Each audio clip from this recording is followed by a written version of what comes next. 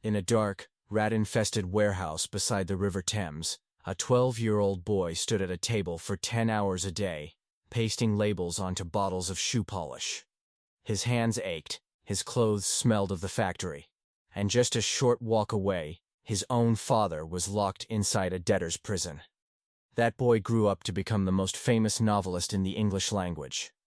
For most of his adult life, he told almost no one what happened in that factory. He hid it, carefully, for decades.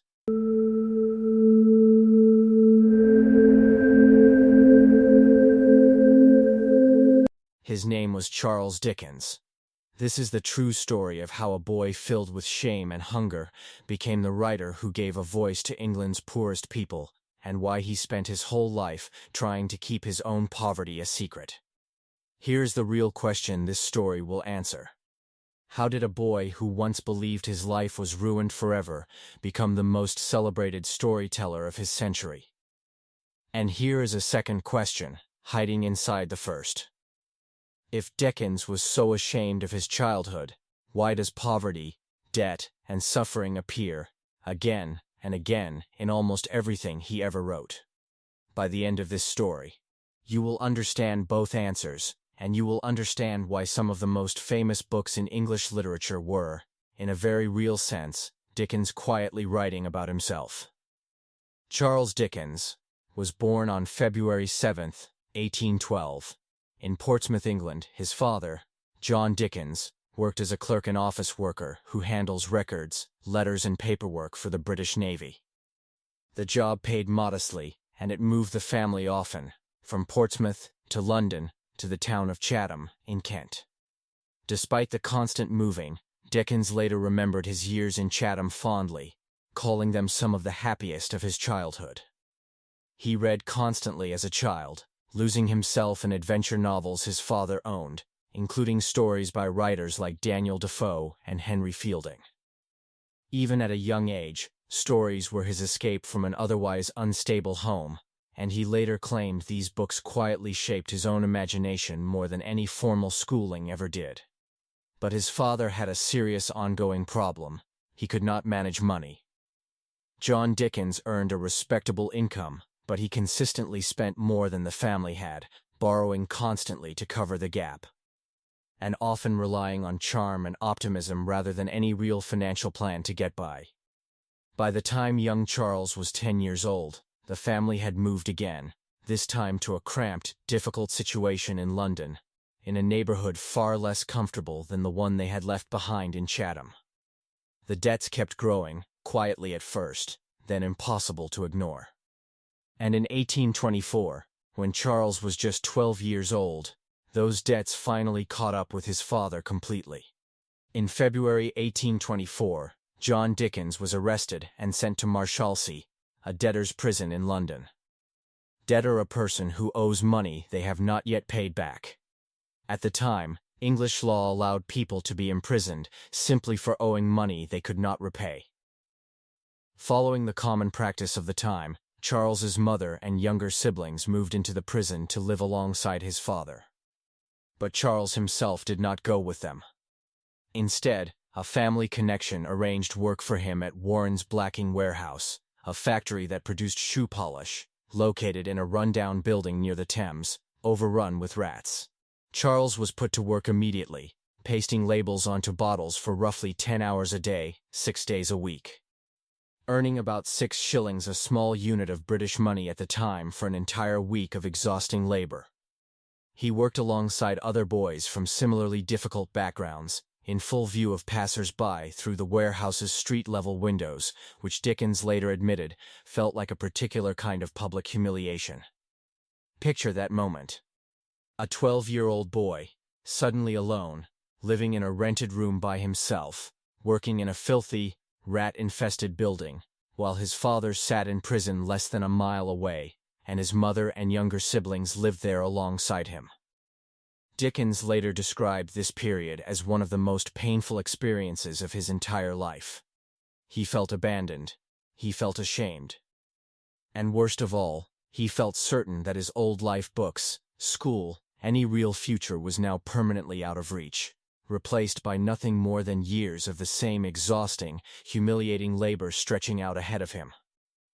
But no one, least of all Charles himself, could have predicted how this single, humiliating experience would eventually shape the rest of his life's work. After a few months, a small inheritance allowed John Dickens to pay off his debts, and he was released from Marshalsea. You might expect Charles to have been pulled from the factory immediately. He was not.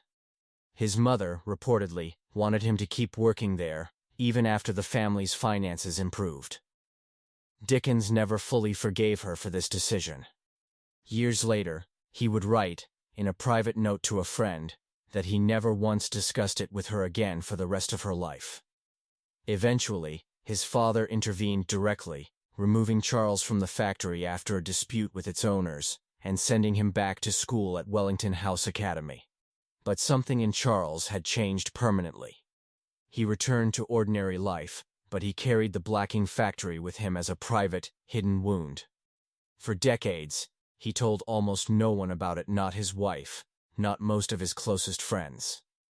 He shared the full story with only one person, his friend and future biographer John Forster, and even then, not until many years later. Most of the public would not learn the details until after Dickens's death. That silence itself is worth sitting with for a moment. The man who would eventually write more honestly and vividly about poverty than almost any novelist in English history could not bring himself to speak of his own. As a teenager, Dickens took a job as a law office clerk, copying documents and observing the slow, often unfair workings of the legal system up close, an experience that left him with a lasting distrust of legal bureaucracy. Restless and ambitious, he taught himself shorthand, a fast system of writing using simplified symbols instead of full letters in his spare time, practicing late into the night. It was a demanding skill, difficult enough that many who attempted it never fully mastered it, but it opened an important door for him. Using his shorthand skills, Dickens became a parliamentary reporter, sitting in the public gallery of Britain's Parliament and recording political debates for newspapers.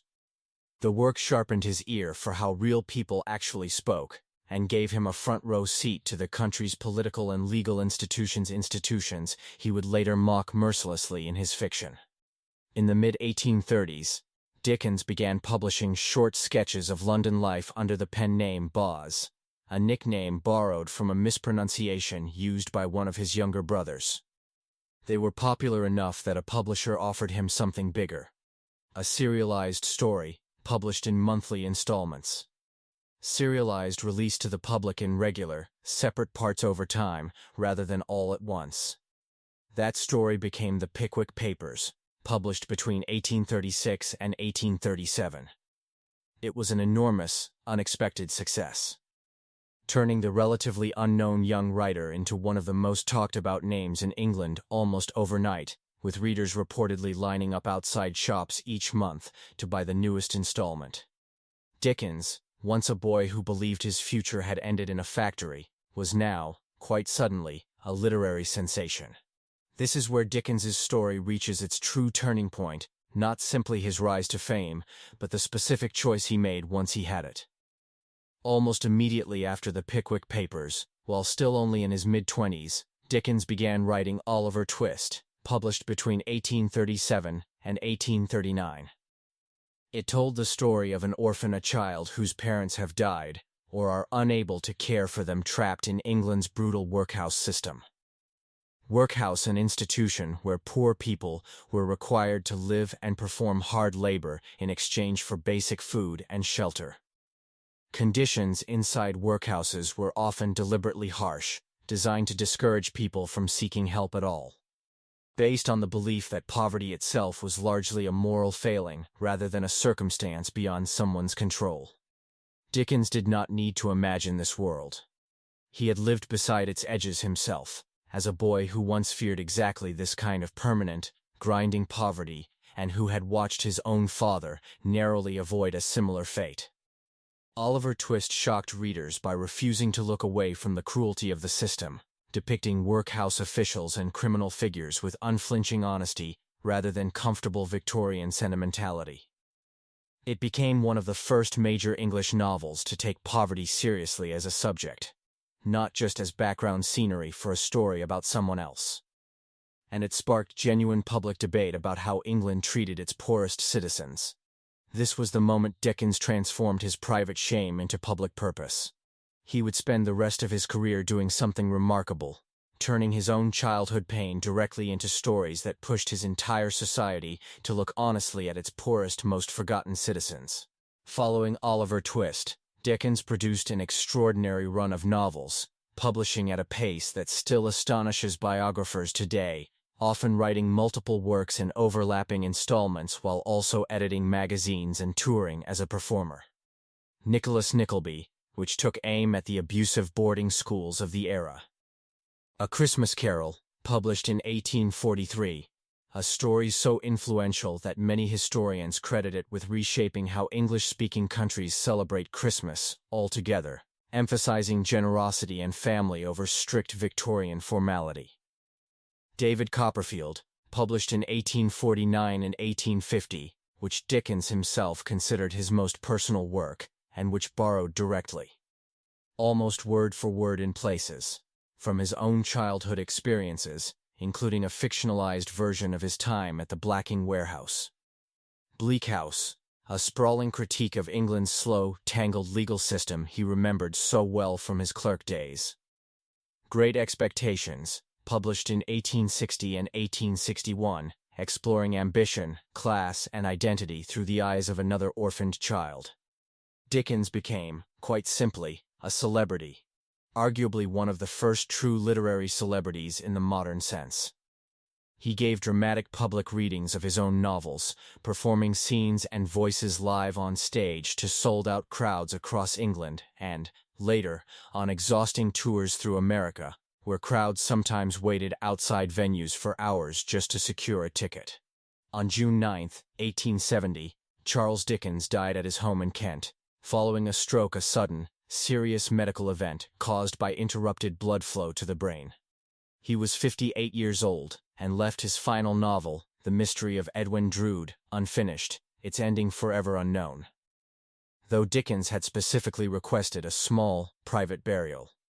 Public demand was so overwhelming that he was instead laid to rest in Westminster Abbey's Poets' Corner, among England's most celebrated writers, the very kind of public recognition the frightened, ashamed boy in the blacking factory could never have imagined for himself.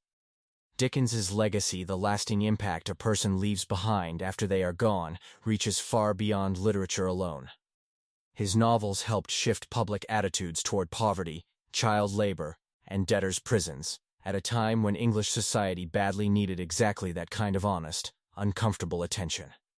He turned a private, humiliating secret into some of the most enduring stories the English language has ever produced. He proved that pain, honestly examined instead of hidden away, could become something genuinely powerful, not despite the shame attached to it, but because of the deep, specific truth that shame contained. If this story moved you, subscribe to Storied English for more true stories from history, told in clear, simple English to help you learn while you watch. Also comment which story you want to hear next.